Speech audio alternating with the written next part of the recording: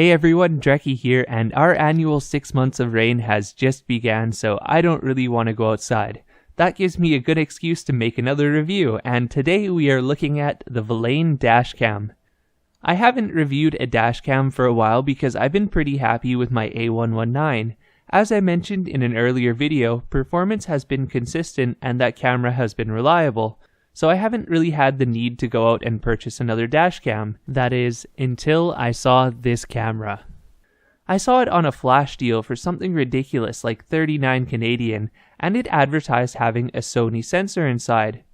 While this camera has gone back to its normal price of 75 Canadian, usually in this price range I expect something like a G1W, or a motion JPEG camera, or a camera running much lower quality internal hardware. So a camera with a Sony sensor under 100 Canadian is actually quite compelling.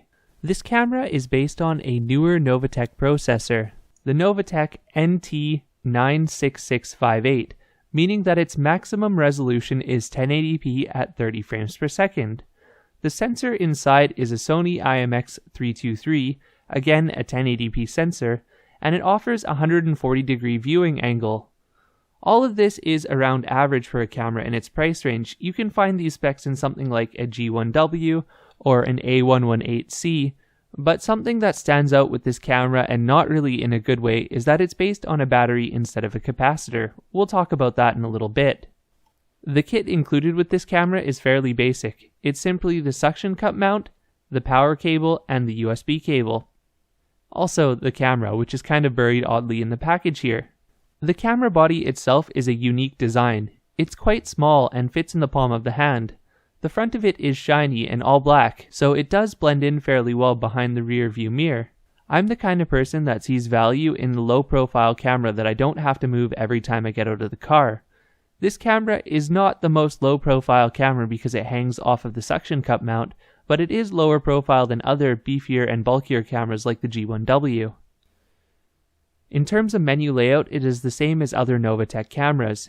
Hit the menu key and press down to enter the menu, then scroll up or down, choose an option with OK, and so on and so forth until you've got the camera set up.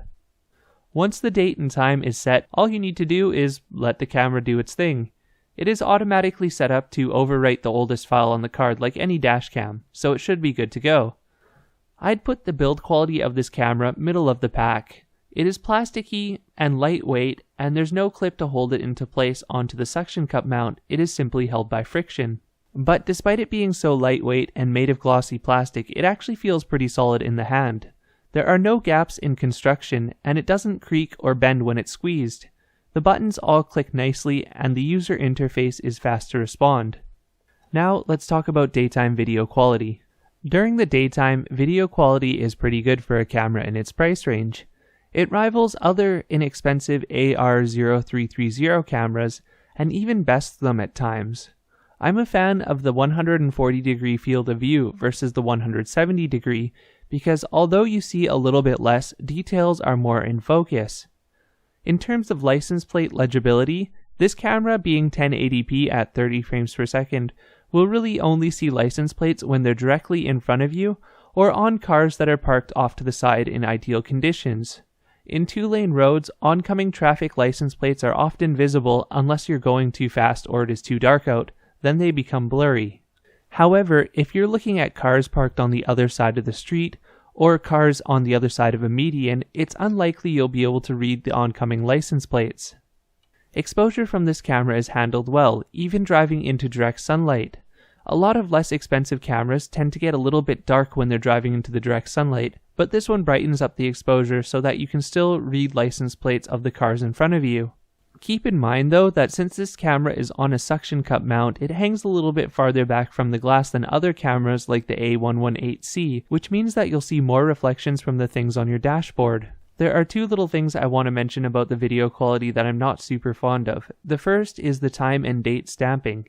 If you look at the time and date stamp on this camera, it is so big. It is just overkill how big it is. Like, I don't know if you're trying to show it to a judge maybe who is old and blind, then they'll be able to see it. But I mean, even in that case, you could just roll in a 50-inch TV and your little small date and time stamp would be as adequate. The next complaint I have is a little more serious than that first one. This camera tends to run at about 12,000 kb per second, which is a fairly low bitrate for 1080p video. That means that there is some compression, especially visible in the sky. At times it can be a little bit low, and it can also hamper the ability to read license plates, so I'd prefer something more around 15 to 16,000 kb per second. Audio quality from this camera is quite solid. Even while driving at high speeds on the highway, I am able to hear my voice fairly clearly. There is a small high-pitched whine in the background of all audio clips, but unless your headphones are turned up high, you probably won't hear it. Here's what the audio sounds like. Radio off, camera's on. Let's do this. We got the Villain dash camera this time. This is an economical 1080p dash cam based on the Sony sensor. It looks like it's battery powered, not capacitor powered though.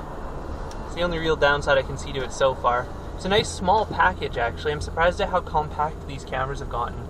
I remember my original G1W, which was like 3 times the width of this thing. Okay, so this is a test of the audio quality at highway speed. I have 2 dash cams here. The Villain dash cam, which kind of sounds like villain, okay. And the Veckel dash cam, both of which are based on Sony sensors. The Veckel dash cam is actually based on the same Sony sensor as the Villain for its rear camera. This camera's low light performance is average to above average in its price range. It notably beats out the A118C and the A119 for low light brightness. However, do keep in mind that it is a budget camera, so some reasonable expectation has to be set for how good the low light is. You're not really going to be able to read license plates or see much detail in terms of oncoming traffic since their headlights are so bright, but if you do pull up behind a car, chances are you'll be able to read the license plate. As well, I noticed at stoplights when I am stopped, I can read street signs to an extent. You know, the usual stuff. But in terms of brightness, it is brighter than some other cameras I've tested in its price range. Night video from this camera will be more useful as a log of what happened versus identifying who did it. So let's do a quick recap. The 1080p video during the day is average to above average, the audio quality is decent, and at night the video is pretty good too. So what are the downsides of this camera? Well, there is one big glaring downside that I haven't gotten into detail about yet, and that is the lack of a capacitor. This camera, being based on a lithium-ion battery, will perform best in mild climates, such as Vancouver or Seattle. However, if you live somewhere like Arizona, where it gets ridiculously hot, or Manitoba, where it gets ridiculously cold, this camera may not perform to specification. In sub-zero weather, lithium-ion batteries tend to not work properly, so the camera may not turn on until it is warmed up. And in hot weather, cameras tend to overheat, which can cause circuitry failure, battery failure, anything like that. In general, cameras based on lithium-ion batteries are more prone to failure due to heat or cold than cameras based on capacitors. Like I said, that's in general, it's not a complete rule because there's other things that come into factor like quality of manufacturing, for example. But that does make it harder to recommend a camera that is based on a battery over a camera that's based on a capacitor. There is so much potential for buyer's remorse when purchasing a dashcam that I have to say right away, don't cheap out. Buying a $20 or $30 dashcam may seem like a deal in the short term, but when the time comes and you actually need to pull the footage from your dashcam, you may find that it has not recorded, or the quality of the video is just not there and you don't end up seeing what you needed to see. I've only tested this camera for 1 month and weather has been pretty tame while I tested it. There hasn't been any extreme summer heat or any below freezing temperatures, so I can't speak to how well it will work in those situations. But for the most part, if you're the kind of person that is constantly removing the camera from the car when it is not filming, and you don't live in a city where it's regularly over 30 degrees Celsius, a battery-based camera will probably work for you. Anyways, to conclude this video, despite the camera being based on a battery, I think there is some pretty good value in it. Up here in Canada, we don't have the same selection of products, so manufacturers often charge a premium on products that you'd find cheap in the United States. So I always welcome more competition because that breeds better quality products at cheaper prices. Thanks for watching. Visit TrekkyTech.com for more.